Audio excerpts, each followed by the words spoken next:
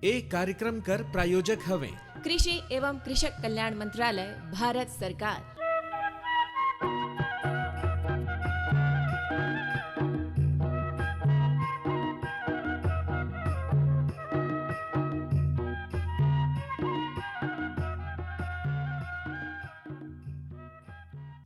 Hello किसान वाणी कार्यक्रम में जम्मू सुनोइया भैया बहनी मनकर बहुत बहुत स्वागत करत हन।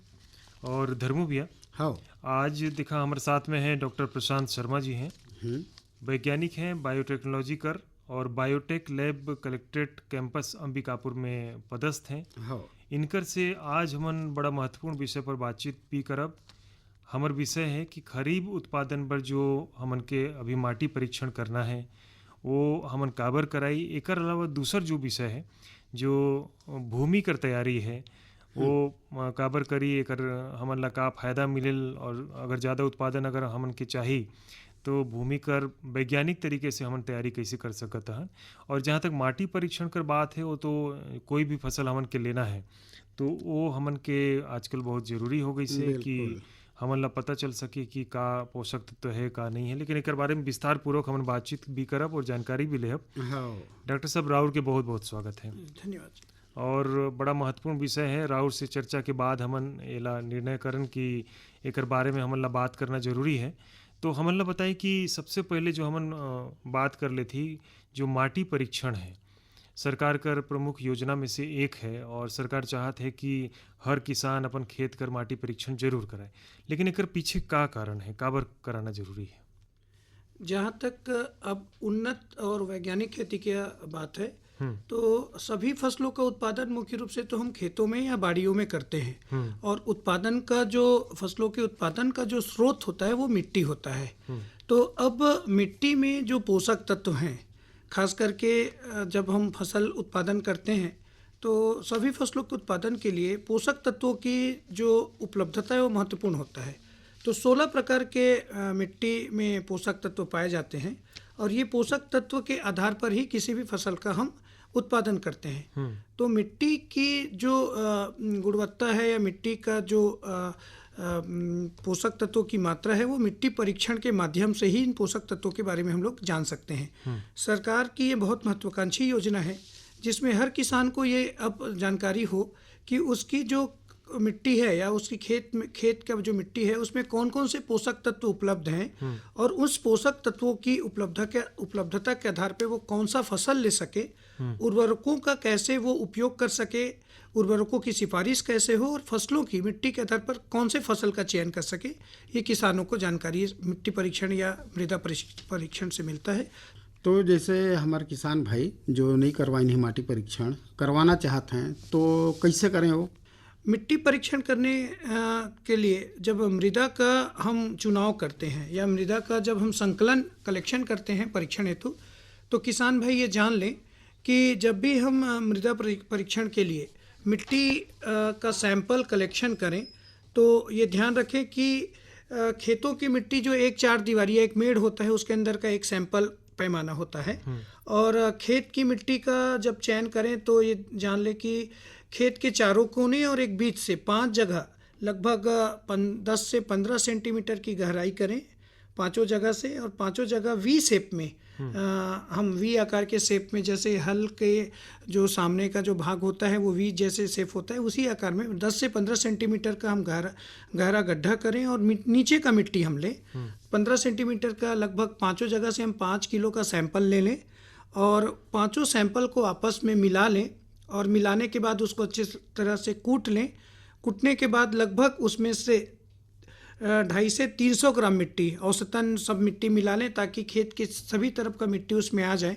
और लगभग 250 से 300 ग्राम मिट्टी को आवश्यक जानकारियों के साथ, आवश्यक जानकारी का अर्थ है कि किसान का नाम, उनके पिता का नाम, कौन से गांव में वो निवासरत हैं, कौन से विकासखंड में आते हैं, तहसील कौन सा है, जिला कौन सा है, जो मिट्टी नमूना संग्रहण कौन से तारीख को कर रहा है उसका, खेत के खसरा नंबर की जानकारी और खेत का जो स्थायी नाम है, किसान अपने खेतों का स्थायी नाम रखते हैं, जैसे आम पेड़ वाला खेत, इमली पेड़ वाला खेत, ऐसे उसका जो भूमि का स्थायी नाम है उसकी जानकारी, जो उनका भूमि है, जो खेती करते हैं, वो सिंचित है या असिंचित है, मतलब वर्षा जल पे वो निर्भर है या पानी की सिंचाई का कोई साधन है, उसकी जानकारी। इसके उपरांत एक महत्वपूर्ण जानकारी कि कौन सी फसल वो लिए थे और वो कौन सा फसल वो लेना चाहते हैं, इसकी पूरी जानकारी के साथ, मिट्टी के नमूने के साथ ये जानकारी प्रयोगशाला को वो भेजे और फिर उन मिट्टी के नमूना से हम उसके पोषक तत्वों की जानकारी किसान भाइयों को जो मिट्टी नमूना पत्रक में हम उनको उपलब्ध कराते हैं। तो ये सारी चीज़ें ध्यान रख लें। एक 2-3 महत्वपूर्ण और चीज़ है कि मृदा संकलन जब परीक्षण के लिए किसान भाई करें तो ये ध्यान रखें कि खेत के छायादार जगह से वो मिट्टी का चयन न करें, गीली मिट्टी का चयन वो न करें, मतलब अगर सिंचाई किए हैं तो उस समय का गीला मिट्टी वो ना भेजें, सूखा मिट्टी भेजें। मिट्टी में किसी प्रकार के लोहे के टुकड़े, पत्थर के टुकड़े, ईंट के टुकड़े या लकड़ी के टुकड़े ये ना हो। ये सब होने से मिट्टी की गुणवत्ता में उनकी मात्रा आ जाती है जो मिट्टी की गुणवत्ता प्रदर्शित होने लगती है। तो मिट्टी को अच्छे से वो इन चीज़ों से वो अलग कर लें और उसके बाद वो मिट्टी प्रयोगशाला में भेजें। अच्छा। प्रधानमंत्री किसान मान धन योजना, मिलेगा पेंशन का सहारा, कृषक ना होगा बेसहारा, जुड़ेगा खुशियों से नाता, कटेगा सुख से बुढ़ापा, सुरक्षित होगा अन्नदाता, सुरक्षित होगा अन्नदाता। प्रधानमंत्री किसान मान धन योजना से लघु सीमांत किसानों का भविष्य होगा सुरक्षित और 60 वर्ष की आयु से 3,000 रूपए मासिक पेंशन होगी सुनिश्चित। 55 रूपए से 200 रूपए की मासिक किश्त देकर प्रवेश कर सकते हैं। 18 से 40 वर्ष तक के किसान इस अंशदायक योजना में सरकार देगी बराबर का योगदान। सभी किसान भाई बहन इस योजना के लाभ के लिए जन सेवा केंद्र में जाएं और अपना निशुल्क नामांकन कराएं। प्रधानमंत्री किसान मान धन योजना, अन्नदाता के परिश्रम को संबल, पेंशन से सुरक्षित उनका कर। कृषि एवं किसान कल्याण मंत्रालय, भारत सरकार द्वारा जनहित में जारी। धर्मो भैया, हाँ बड़ा बारीकी से हमन ला आज जानकारी भेटात है। हमन तो अक्सर एक बारे में बातचीत करथन कि माटी परीक्षण हमन के कैसे कैसे कराना चाहिए, हाँ कौन कौन चीज़ के हमन के ध्यान रखना चाहिए। लेकिन डॉक्टर साहब राउर बताएं कि कौन सा फसल हमन लेहे हन, जी एकर बारे में भी हमें लिखना जरूरी है। एक आबर लिखना जरूरी है। ये बहुत महत्वपूर्ण ये हो जाता है जब हम मिट्टी का जब परीक्षण करते हैं तो लगभग 16 तत्वों की हम जानकारी किसान भाइयों को उपलब्ध कराते हैं। अब जैसे लेग्यूमिनेसी कुल के जो पौधे हैं, जैसे मटर है, चना है, अलसी है, राहर है, मूंग है, उड़द है, इस सब जो फसल है जिनको लेग्यूम कुल कहा जाता है, लेग्यूमिनेसी कुल कहा जाता है, इन फसलों को जब हम लेते हैं तो इनकी जड़ों की गांठ में एक बैक्टीरिया पाया जाता है जो निफ जीन कहलाता है। ये बैक्टीरिया वातावरण से नाइट्रोजन को अवशोषित करके भूमि को नाइट्रोजन प्रदान करते हैं। तो अगर किसान भाई चना की फसल लेते हैं तो चना फसल लेने के बाद वो मिट्टी परीक्षण तुरंत करवाते हैं तो नाइट्रोजन की मात्रा भूमि में बढ़ जाती है। अच्छा। तो जब हम परीक्षण करते हैं तो हमको ऐसा लगता है कि पर्याप्त मात्रा में नाइट्रोजन उपलब्ध है। तो जब हम अनुशंसा करते हैं किसान भाइयों को मिट्टी परीक्षण के उपरांत तो हम नाइट्रोजन की मात्रा कम कर देते हैं अगर ये जानकारी नहीं होती तो। पर जब ये जानकारी होती है कि भूमि में कितना घुलनशील नाइट्रोजन पहले से उपलब्ध है तो ये फसलों के आधार पे ये तय होता है कि जब हम ऐसे फसल लेते हैं जिसमें पोषक तत्वों की मात्रा बढ़ जाती है तो वो एक्चुअल रिपोर्ट में नहीं आता है। और हमको लगता है कि ये मिट्टी में पर्याप्त मात्रा में पहले से नाइट्रोजन है तो हम किसान भाइयों को यूरिया का सही रिकमेंडेशन या सही सिफारिश नहीं कर पाते हैं। तो इसलिए आवश्यक हो जाता है कि कौन सा फसल वो लिए हैं और कौन सा फसल लेना चाहते हैं। अब बात करते हैं कि कौन सा फसल वो लेना चाहते हैं। तो जब हम मिट्टी परीक्षण के बाद परिणाम की सिफारिश करते हैं तो आजकल लगभग सब्जी वर्गीय जो पौधे हैं या फलदार पौधे हैं या वानिकी या उद्यानिकी या औषधि पौधे हैं तो अब हर पौधों के लिए आवश्यक मिट्टी का पीएच मान कितना होना चाहिए, उसके उत्पादन के लिए कितनी विद्युत चालकता उसमें होनी चाहिए, कार्बन की मात्रा कितनी होनी चाहिए, ये सब चीज़ें हमको मिट्टी परीक्षण के उपरांत ही पता चलता है। तो इसलिए किसान भाई से हम ये पूछ भी लेते हैं कि मिट्टी परीक्षण के उपरांत तो कौन सा फसल लेना चाहते हैं। तो उदाहरण के लिए अगर वो बोलते हैं कि वो टमाटर लेना चाहते हैं तो मिट्टी के लिए उसमें आवश्यक उस मिट्टी में आवश्यक सल्फर है कि नहीं, जिंक है कि नहीं, ये हम देख लेते हैं। और उसके लिए टमाटर के लिए आवश्यक जो अति सूक्ष्म तत्व है उसको किसान भाई को हम सिफारिश कर देते हैं कि अगर आपको टमाटर की फसल लेना है तो मिट्टी की पीएच को सामान्य बनाए रखने के लिए आपको इतना किलो कैल्शियम कार्बोनेट या बूझा चूना डालना है, इतना आपको जिंक सल्फेट डालना है, इतना आपको बोरान डालना है। बहुत अच्छा बताएं डॉक्टर साहब। और मुझे लगत है कि इतना सुनने के बाद किसान भैया बहनी मन समझी न हुई कि कौन सा फसल लगाना है और कौन सा फसल लगाए चुके हैं, एकर जानकारी देना बहुत जरूरी है। एकर अलावा राउर बताएं कि पानी कर उपलब्धता कितना है कितना नहीं है, एकर बारे में भी जानकारी हमन के देना चाहिए। जी, कई बार किसान जब हम मिट्टी परीक्षण करवाते हैं तो उनसे हम किसान से जब हम मिट्टी नमूना पत्रक भरवाते हैं तो उसमें किसान लिखता है कि उनको गर्मी के दिनों में टमाटर या मिर्ची की खेती करना है और उनके पास उसमें कॉलम में रहता है कि उनकी जमीन सिंचित है कि असिंचित है। तो अगर उनके पास सिंचाई की कोई साधन नहीं है तो उस कंडीशन में हम किसान को सिफारिश दे सकते हैं, क्योंकि ऐसी फसलों में गर्मी के दिनों में पानी की उपलब्धता ज़्यादा होती है। तो हम किसान को सिफारिश करते हैं कि आप इन फसलों को न लेकर के कंद वर्गीय फसल ले सकें जिसमें कम पानी लगता है, या आप कद्दू, करेला, कुम्हड़ा, तरोई, खीरा ऐसी फसल ले जो कम अवधि का होता है। डॉक्टर साहब मैं पूछना चाहते रहे, वैसे तो हमर काफ़ी बातचीत हो गई से, लेकिन फिर भी अगर हमन बात करी तो मुख्य रूप से हमन के माटी परीक्षण के बाद कौन कौन सा फायदा मिले? देखिए, मिट्टी परीक्षण आजकल बहुत महत्वपूर्ण इसलिए हो जाता है कि किसानों को उनका मिट्टी जो है वो किस नेचर का है या किस व्यवहार का है, ये अभी तक कई किसानों को पता नहीं था जब तक वो मिट्टी परीक्षण नहीं कराते हैं। तो सबसे पहले बात एक अगर लाइन में बोल दें तो मिट्टी परीक्षण मिट्टी के क्षमता का सटीक एक आकलन का तरीका है। किसान भाई को पता चल जाता है कि उनका मिट्टी अम्लीय है या क्षारीय है, उनका मिट्टी में कौन से पोषक तत्वों की कमी है या कौन से पोषक तत्वों की अधिकता है। हेलो डॉक्टर साहब, एक फोन आई से मुझे लगा थे जी। हेलो डॉक्टर साहब ला मोर कतिले राम राम। राम राम। किसान भाई राउर के बहुत बहुत स्वागत करे थी कार्यक्रम में। अपन नाम बताई, परिचय बताई। देखिए, कुम्हरता गांव ले मैं गोठियात हूँ, रामकरण रजवार। देखिए, आज कर तो मुख्य विषय हर मालूम हवे कि माटी कर परीक्षण का बात होता है। हमर गांव होते दरिमा तहसील में। तो मैं डॉक्टर साहब से ये जानना चाहूँ कि हमर यहाँ कर जब किसान माटी कर परीक्षण करवाही तो कैसे करे और कहाँ ठन लेकर? किसान भाई राउर के सवाल बहुत बढ़िया है और हमन बातचीत भी करत रहें, लेकिन ये जानकारी होना चाहिए हमन ला कि हमन कहाँ पर नमूना देई और कहाँ हमन ला कब ओकर सही परिणाम मिल पाही। तो डॉक्टर साहब सुनिन है राउर के सवाल ला और जवाब भी देते हैं। रामकरण जी राम राम। तो आपको मैं बताना चाहूँगा कि अभी मिट्टी परीक्षण का सबसे उपयुक्त समय है। अब 15 तारीख के बाद 15 जून के बाद जब मानसून का आगमन होगा तब हम खेती चालू करेंगे। तो अभी मिट्टी संकलन कर लें खेतों का। 5 हमारे खेत के चार जो किनारे हैं वहाँ से और एक बीच से, खेत के बीच से 5 जगह से लगभग अपने हिसाब से 1.5 बित्ता मतलब 15 से 20 सेंटीमीटर की गहराई कर ले। और गहराई करने के बाद वहाँ का 5 किलो 1-1 किलो 5 जगह से मिट्टी निकाल के उसको आपस में मिला करके उसमें उस मिट्टी को कूट करके लगभग 250 से 300 ग्राम मिट्टी एक जो पॉलीथीन है या एक कोई थैली में उसको भर करके कलेक्ट्रेट परिसर अंबिकापुर में जैव प्रयोगशाला प्रदर्शन और प्रशिक्षण केंद्र है, यहाँ पर आपको मिट्टी को जमा करना होगा और 5 से 6 दिन में उस मिट्टी का परीक्षण करके मिट्टी का पूरा आपको जानकारी आपको प्रदान किया जाएगा। कि मिट्टी नमूना का एक स्वास्थ्य कार्ड बनाते हैं हम, उसके माध्यम से किसान भाइयों को जानकारी मिल जाएगी।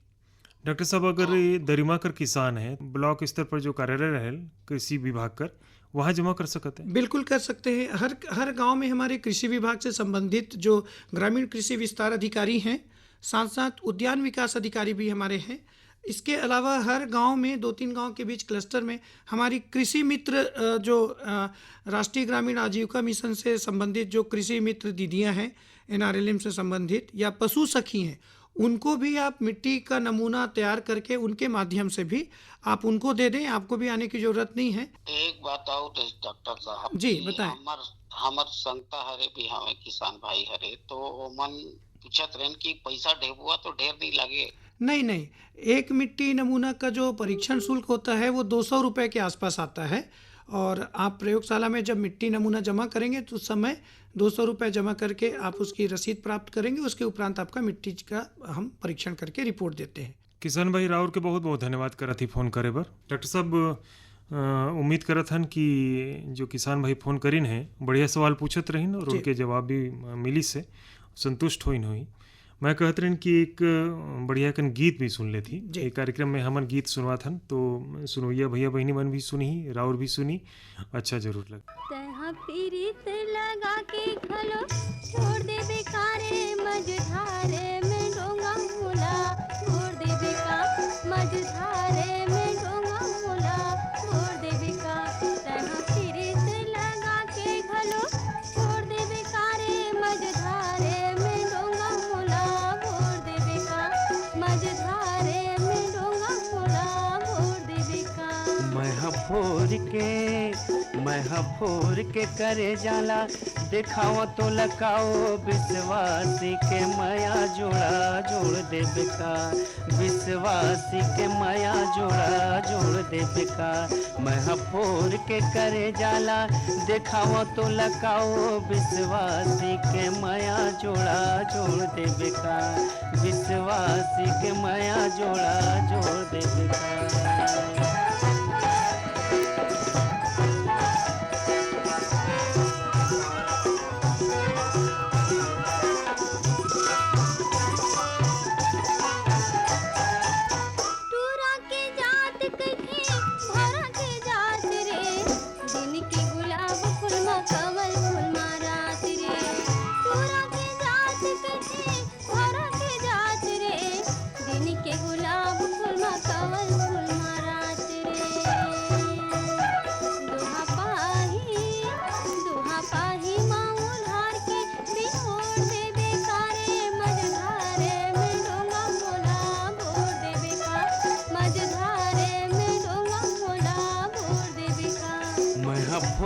के करे जाला दिखाओ तो लगाओ विश्वासी के माया जोड़ा जोड़ दे बेका, विश्वासी के माया जोड़ा जोड़ दे बेका।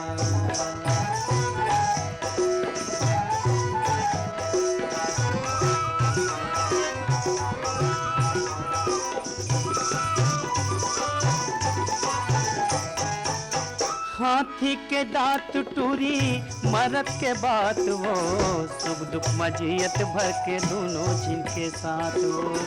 हाथी के दांत टूरी मरद के बात वो, सुख दुख मजियत भर के दोनों जिनके साथ वो। तोर मन के भरमला बटोर दे बेकाओ, विश्वासी के माया जोड़ा जोड़ दे बेका, विश्वासी के माया जोड़ा जोड़ दे बेका।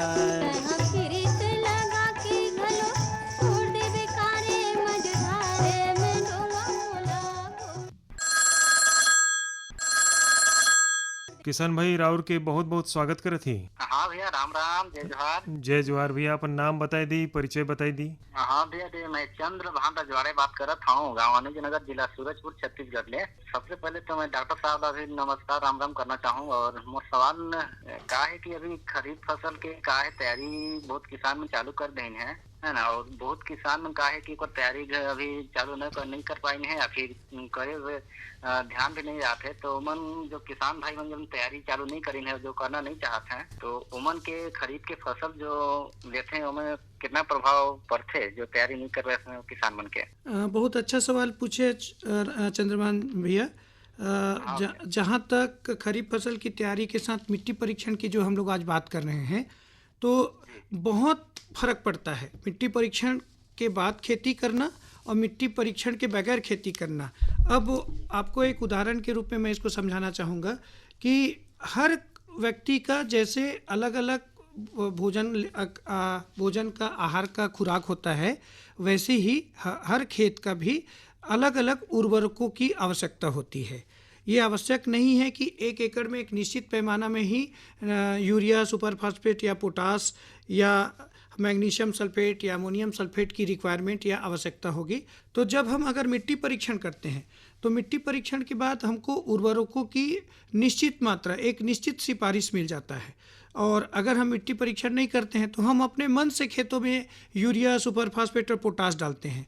तो उदाहरण के तौर पे किसान भाई को जब जानकारी नहीं है और मान लीजिए हमको 1 एकड़ में हमको 40 किलो यूरिया की आवश्यकता है मिट्टी परीक्षण के बाद, तो हमको ये पता है कि हमको अब 40 किलो ही डालना है, क्योंकि मिट्टी परीक्षण के बाद ये तय हो जाता है। और अगर मिट्टी परीक्षण नहीं करते हैं तो हम अपने पड़ोसी के आधार पे या हम अपने मन के आधार पे यूरिया, सुपर फास्फेट और पोटाश डालते हैं। तो इससे किसान भाइयों को 2 चीज़ का नुकसान होता है। पहला कि किसान भाई को जो अतिरिक्त जो उर्वरक का खरीदी का जो पैसा लग रहा है उसको घाटा होता है। और दूसरा कि मिट्टी में आवश्यकता अनुसार हमको जानकारी नहीं है तो ज़्यादा उर्वरक चले जाएगा, तो मिट्टी में फसलों को ज़्यादा उर्वरक डालने से भी नुकसान होता है। मोर मन में थोड़ा सवाल उठा था आप में बात करते करते जी, गाय की मिट्टी परीक्षण जो किसान भाई मन कराना चाहते हैं तो उमन के जो मिट्टी परीक्षण का प्रक्रिया है वह कौन तरह से गुजरना पड़ते है और ओकर जो मिट्टी परीक्षण का जो कहा जाए तो परीक्षण का जो रिजल्ट आते हैं मतलब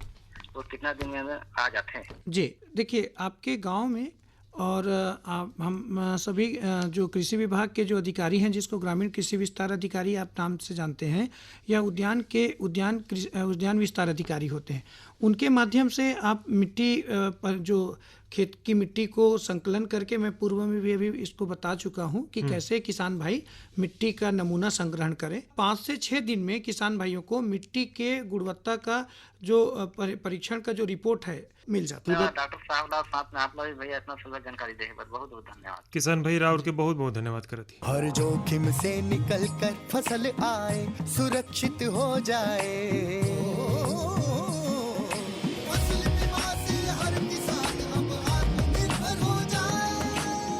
संकट के समय प्रधानमंत्री फसल बीमा योजना किसानों के लिए वरदान है। अब सूखा पड़े या बाढ़ आ जाए कोई डर नहीं, अब ओले पड़े या कीट पतंगे फसल खा जाए कोई फिक्र नहीं, क्योंकि हमने लिया है प्रधानमंत्री फसल बीमा। बुआई से फसल कटाई तक हर जोखिम का दावा, न्यूनतम प्रीमियम पर अधिकतम भुगतान का वादा। योजना से हर साल जुड़ रहे हैं 5 करोड़ से ज्यादा किसान। अब आपकी है बारी। नजदीकी कृषि कार्यालय, सहकारी समिति, बैंक शाखा, अधिकृत बीमा कंपनी या जन सेवा केंद्र में स्वेच्छा से करा सकते हैं पंजीकरण। फसल बीमा पोर्टल या फसल बीमा ऐप द्वारा भी कराया जा सकता है पंजीकरण। प्रधानमंत्री फसल बीमा योजना, आपकी फसलों का संपूर्ण सुरक्षा कवच। कृषि एवं किसान कल्याण मंत्रालय, भारत सरकार। डॉक्टर साहब, हमारे पास समय अब काफ़ी कम है जी, और काफ़ी हम विस्तार से बातचीत कर ले हैं, लेकिन ओकर साथ ही साथ में हम बात करब कि आगामी जो हमन के फसल लेना है, जैसे खरीफ के लेना है, तो ओकर पर माटी कर हमन कैसे कैसे तैयारी करी, खेत कर कैसे कैसे तैयारी करी, तो ओला भी थोड़ा सा बता देते हैं। अभी ये खरीफ का फसल आने वाला है और मुख्य रूप से हमारे छत्तीसगढ़ के और मध्य भारत के किसान भाइयों के लिए एक फसल उत्पादन का एक सबसे सही समय होता है। खरीफ फसल के लिए तैयारी के लिए सबसे अच्छा होता है कि परीक्षण के उपरांत जो खाद का या जो उर्वरकों की जो सिफारिश की जाती है, तो किसान भाई उस आधार पर उनको उनकी कितनी ज़मीन है और उस आधार पर उनको कितना यूरिया, कितना सुपर फास्फेट और कितना म्यूरेट ऑफ पोटाश लगता है, उसका वो पहले वो भंडारण कर लें। उसके अलावा जो फसल लेना चाह रहे हैं खरीफ में, जो फसलों के जो बीज हैं उनका हमारे कृषि विभाग के माध्यम से, हमारे कृषि विज्ञान केंद्र के माध्यम से वो बीज का संग्रहण करके सुरक्षित रख लें, ताकि वो उनको सही समय पर वर्षा के उपरांत मानसून आने पर ही वो नर्सरी तैयार कर लें और नर्सरी तैयार करने के बाद वो अच्छा खेती कर पाएँ। तो ये 2-3 चीज़ें हैं जिसको ध्यान में रखकर, उसके अलावा मिट्टी परीक्षण के उपरांत हम किसानों को सिफारिश देते हैं कि उनके फसलों को कौन कौन से रोग लग सकते हैं। तो भूमि के उपचार के साथ साथ बीज उपचार की भी तैयारी, चाहे वो जैविक विधियों से हो चाहे वो रासायनिक विधियों से हो, तो उनकी भी वो किसान भाई पहले से तैयारी कर लें कि जो बीज वो उपयोग करने वाले हैं उसको फफूंद जनित रोगों से कैसे बचाएं, उनको जीवाणु जनित रोगों से कैसे बचाएं, उनकी वो तैयारी कर लें। हेलो हेलो हाँ नमस्कार। हेलो किसानवाणी। किसानवाणी कार्यक्रम में राउर के स्वागत है। किसान भाई नाम बताई, परिचय बताई दी। जी मैं राजौनी जिला महोबा बुंदेलखंड उत्तर प्रदेश से सुन रहा हूँ। सबसे पहले तो डॉक्टर साहब प्रशांत जी को मेरी तरफ से और पूरा आकाशवाणी टीम को बहुत बहुत धन्यवाद इतना अच्छा जानकारी देने के लिए। और ये अच्छा कार्यक्रम लगता है, बहुत अच्छी प्रस्तुति है। राउर अपन जो गांव के नाम बताए एक बार फिर से बताते हैं। बुंदेलखंड में कहाँ पर? ये रजौनी जिला महोबा बुंदेलखंड उत्तर प्रदेश से बोल रहा हूँ मैं, उदय भनपाल, आपका रेडियो दोस्त। अच्छा, बहुत बहुत अच्छा लगी समन के, बड़ा दूर से हमारे पास फोन भी आई से। राउर के कुछ सवाल है क्या?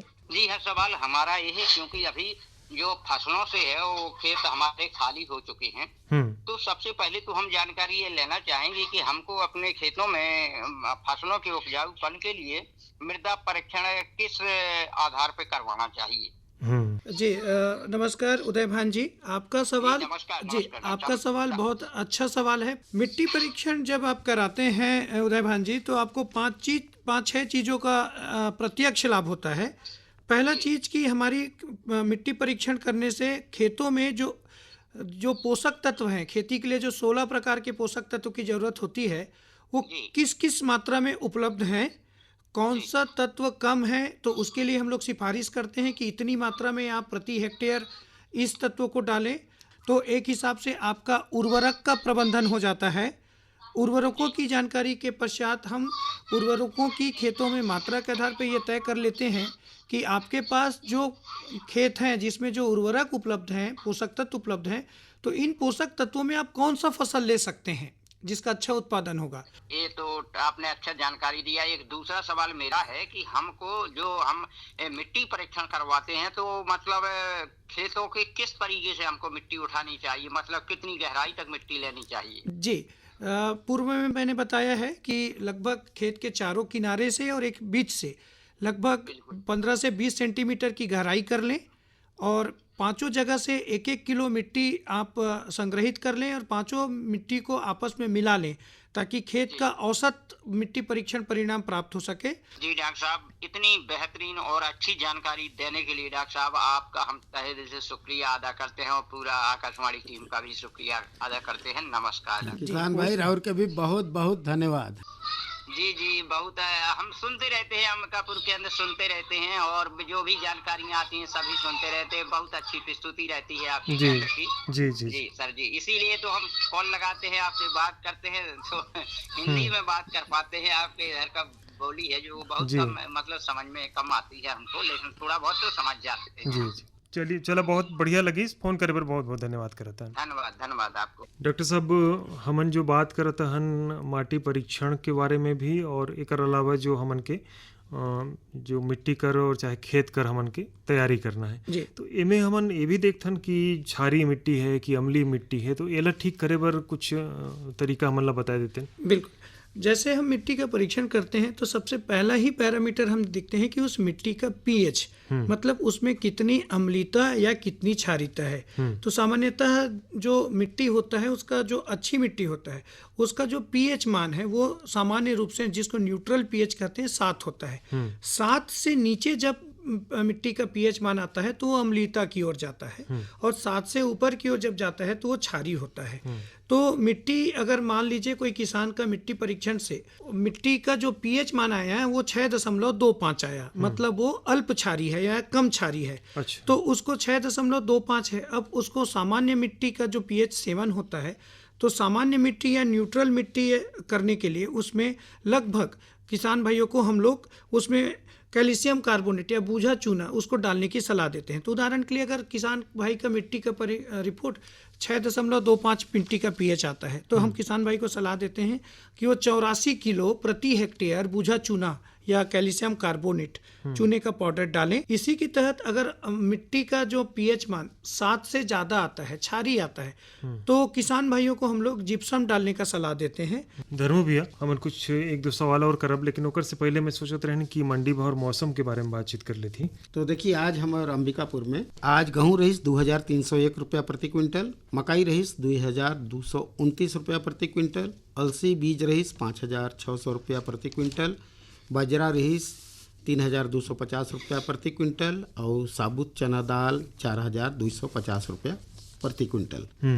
देखिए तापमान कर बात हवे तो आज कर अधिकतम तापमान रही 37 डिग्री सेल्सियस और न्यूनतम रही 25 डिग्री सेल्सियस।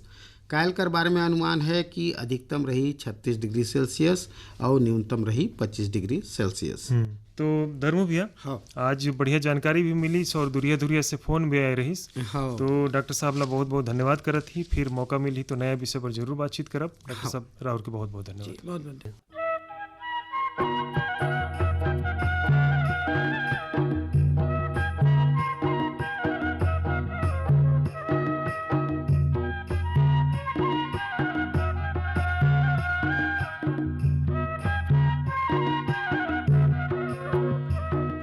ये कार्यक्रम कर प्रायोजक रहीन कृषि एवं कृषक कल्याण मंत्रालय भारत सरकार।